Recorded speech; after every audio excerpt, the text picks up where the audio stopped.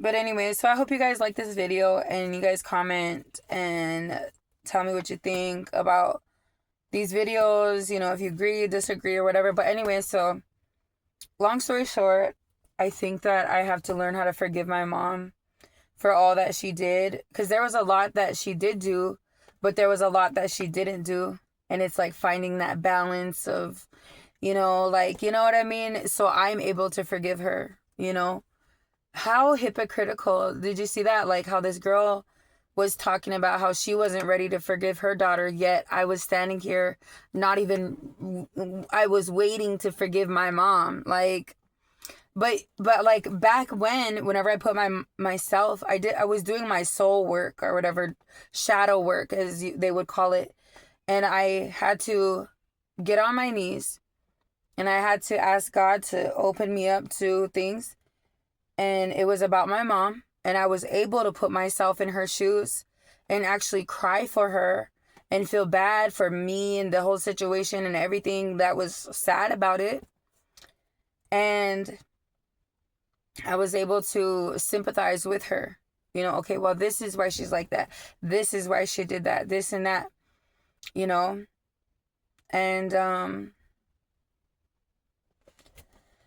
And so I forgave her back then and there, but I think that the longer you keep people in your life like that you have to constantly be forgiving and whatever, and I think it's just best that, you keep the distance, and if they're like, when it comes to her with me, it's just like she's ashamed of me. And that's okay because I'm not here to people please with you and shut up and not say anything. I'm not here for none of that. I want everything. This is how, what me and God have, it's called a relationship. I used to say it's a real and rich relationship. And what that means is people always think that I used to be this type of person. I used to think like, well, I guess I still am, because I feel like we should be able to have that. But um in certain relationships, people are always going to rub you the wrong way. They're going to say stuff and whatever, but it's always important to kind of just like snap back and just like let it be and let it go and whatever, until it becomes like your peace, until you're sacrificing your peace. Then I wouldn't advise to continue on in a friendship, relationship, marriage, with anything like that. But with me and Jesus, it's kind of like the same relationship. It has to be real and it has to be rich. What that means is a real rich relationship, you guys get mad at each other, you're like upset, but then you always swing back around and you always show love. You know what I mean?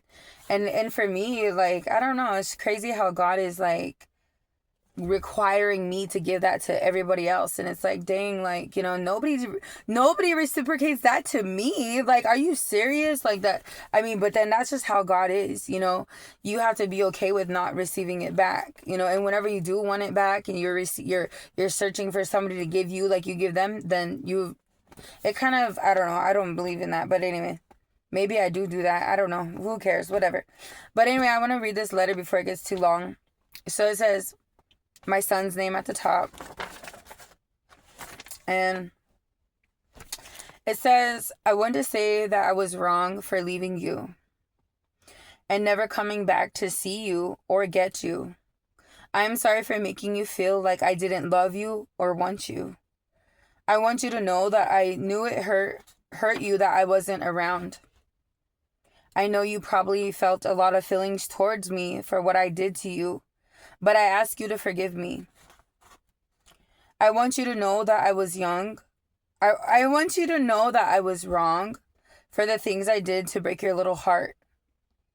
I was wrong for breaking your trust that you had in me as your mommy. You was always with me before I got lost out there in the world. I understand why you were sad